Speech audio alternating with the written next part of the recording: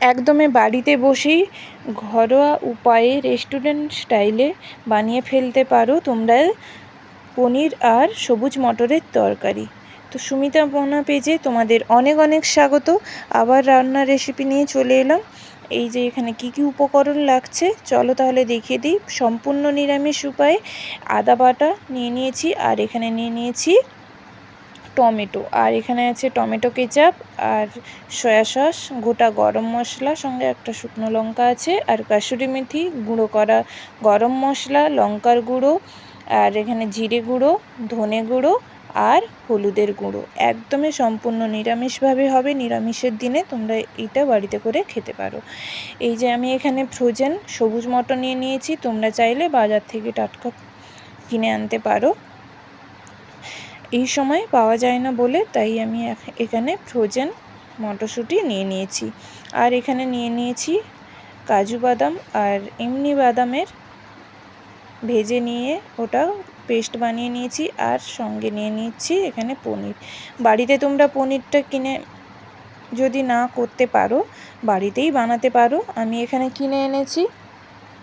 এবারে ছোট ছোট সাইজে কেটে নিচ্ছি। তোমরা ইচ্ছে মতো তোমাদের নিজেদের শেপে কেটে নিতে পারো। কেউ একটু বড় কাটে, কেউ মিডিয়াম কাটে। আমি আমার পছন্দ মতো এই যে দেখো সব পনিরের টুকরোগুলো কেটে নিয়েছি।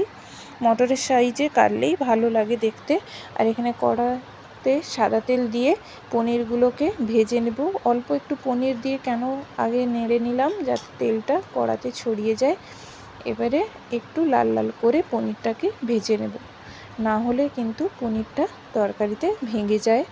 তাই ভালো করে একটু আস্তে আস্তে করে সাবধানে নেড়ে নিতে হবে। এই যে দেখো এই রকম অবস্থায় এসে গেলে পনিরটাকে আমি নামিয়ে আরেকটা কড়া বসিয়ে দিয়েছি। এখানে ওই কড়াইতে 1 চামচ মতো আমি গাওয়া ঘি দিয়ে দিলাম। এখানে গাওয়া ঘি দিয়ে এরপরে আর একটু আমি এখানে সাদা তেল ব্যবহার করেছি। এবারে তেলটা আর ঘিটা গরম হয়ে গেলে এখানে গোটা গরম মশলা আর একটা শুকনো লঙ্কা ভেঙে দিয়ে দিলাম আমি ফোড়ন হিসাবে। এবারে ফোড়নটা হয়ে এলে আমি কিছুক্ষণ ভাজা হয়ে গেলে এবারে একটু দিয়ে দেব লবণ। লবণটা দিলে কি হবে বলো তো, তেলের উপরে আদা বাটাটা দিলে আর চারদিকে যে ছিটকে যায় ওটা হবে না। এই যে লবণ দিয়ে আমি আদা বাটা দিয়ে দিলাম। আদা বাটাটা একটু নাড়াচাড়া করে আমি এখানে দিয়ে দেব টমেটো কুচোনোটা, কারণ আদা বাটা কিন্তু এমনি শুধু কড়াইতে যদি ভাজা হয় তাহলে তা তেতো হয়ে যায়। তাই এখানে আদা বাটাটা দেওয়ার পরেই আমি দিয়ে দিলাম টমেটোটা আর আদাটা দিয়ে একসাথে এই পেস্টটা কিন্তু একটুক্ষণ ধরেই ভাজা ভাজা করতে হবে মিডিয়াম ফ্লেমে। টমেটোটাও ততক্ষণে নরম হয়ে গলে যাবে। আমি খুন্তির সাহায্যে এইভাবে কেটে দিচ্ছি যাতে টমেটোটা খুব তাড়াতাড়ি গলে যায়।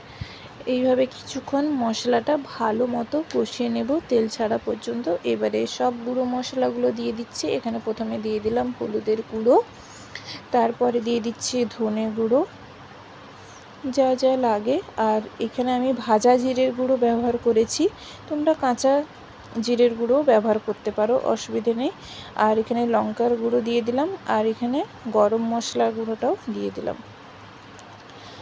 অনেকে গরম মশলার গুঁড়ো শেষে দেয়, কিন্তু আমি মশলা কষানোর সময় দিলাম যাতে টেস্টটা খুব ভালো হয়। এরপর মশলাটা কিছুক্ষণ কষিয়ে একটু জল দিয়ে কষিয়ে নিতে হবে, না হলে কিন্তু মশলাটা জল যদি না দিই তাহলে নিচে ধরে যায়। তাই মশলাটা একটু জল দিয়ে ভালো মতো কষিয়ে নিয়ে এবারে আমি টমেটো কেচাপ আর সয়া সসটা যে রেখেছিলাম ওইটা দিয়ে দিলাম। এবারে টমেটো কেচাপ আর সয়া সসটা দিয়ে ভালো মতো সব উপকরণ একসঙ্গে মিশিয়ে নিতে হবে। এইভাবে কিছুক্ষণ মশলাটা কষিয়ে নিব তেল ছাড়া পর্যন্ত, না হলে তার টেস্টটা ভালো আসবে না। এইভাবে এই যে দেখো তেল ছেড়ে গেছে।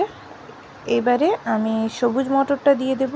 আমি সবুজ মটরটা এখানে ধুয়ে নিচ্ছি, যেহেতু ফ্রোজেন তো তাই। ফ্রোজেন মানে কোনো কিছু কেমিক্যাল তো দেওয়া থাকেই, তাই না?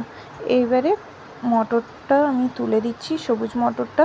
তোমরা টাটকা দিলে ওটা তো এমনিতেই ধুয়ে দেওয়া হয়, ওটা কোনো অসুবিধা নেই।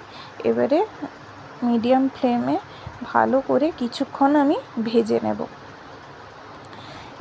এই কারণে যাতে সবুজ মটরের কোনো গন্ধ না থাকে, তাই আমি কিছুক্ষণ ভেজে নেব। এরপরে দিয়ে দিলাম একটু চিনি। চিনি তো দিলে তোমরা জানোই একটু স্বাদটা একটু আলাদা রকমই হয়। এরপরে কিছুক্ষণ কষানোর পরে এখানে যে বাদামের পেস্টটা রেখেছিলাম ওটা দিয়ে দিলাম।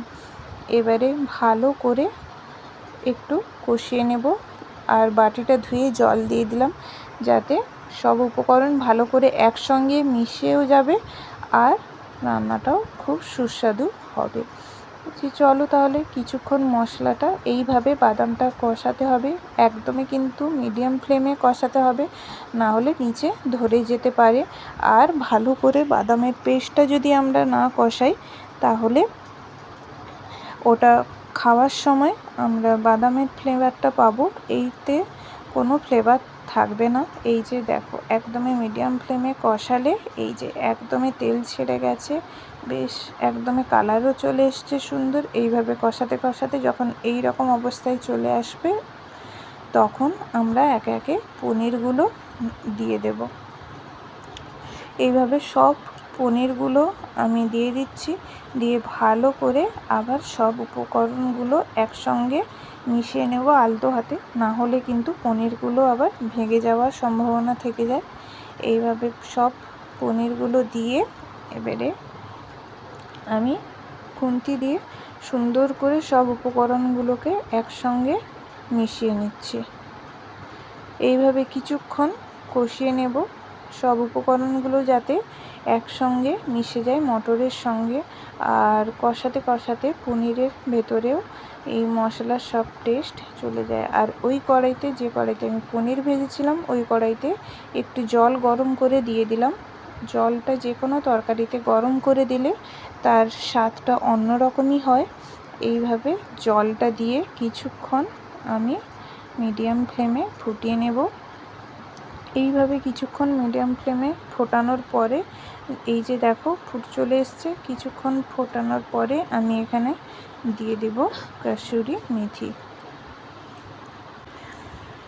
হাতে একটু ছড়িয়ে ছড়িয়ে দিয়ে দিচ্ছি আমি এখানে কসুরি মেথি দিয়ে এবারে আবারও সব উপকরণগুলোকে একসঙ্গে মিশিয়ে নিচ্ছি।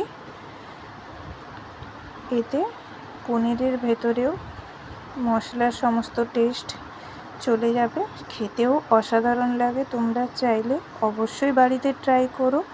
আবার নেক্সট ভিডিওতে দেখা হবে তোমাদের সঙ্গে। কেমন লাগলো রেসিপিটি অবশ্যই কমেন্ট করে জানিও। নেক্সট ভিডিওতে আবার আসছি আর একটা নতুন রান্নার রেসিপি নিয়ে।